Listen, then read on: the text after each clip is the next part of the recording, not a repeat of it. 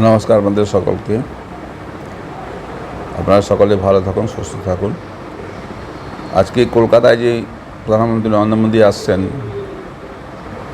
Metro উদ্বোধন করতে, যদি ধরুন এই মেট্রোটা সমস্ত টাকা পয়সা রাজ্য সরকারের হাতে দিয়ে দিত, তাহলে কি আজকে উদ্বোধন হতো? আজকে উদ্বোধন হতো কি আপনারা বলতে পারবেন? আমার তো মনে হয় না উদ্বোধন হতো, হয়তো লাইনটা কমপ্লিট হতো, টাকা শেষ হয়ে যেত। কারণ তো জানছেনই এদের কারবার। 26,000 ছেলের চাকরি পাওয়া, ছেলের চাকরি নষ্ট হলো এদের কারবারের জন্য। আর এরা কি করবেন? দোষ করবেন লয়াররা, যারা আইনে ল পড়েছেন নিজের ব্যবসা করার জন্য।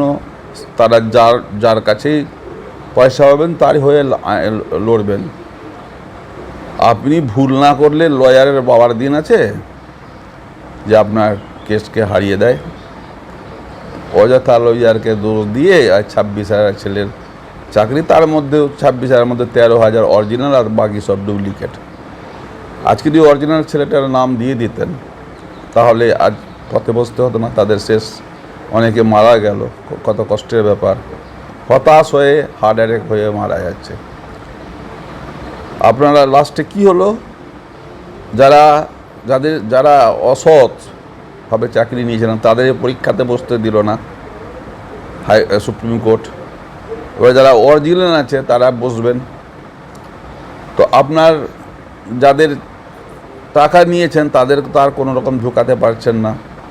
তো সৎদের কেন মারলেন? তখন আপনারা যদি দিয়ে দিতেন তো সৎরা আজ আপনার ভোটার হয়ে থাকতো নিশ্চিত। তো সৎদের কেউ খেলেন আর অসৎরাও তো গেল। অসৎরা কি ছেড়ে দিবে?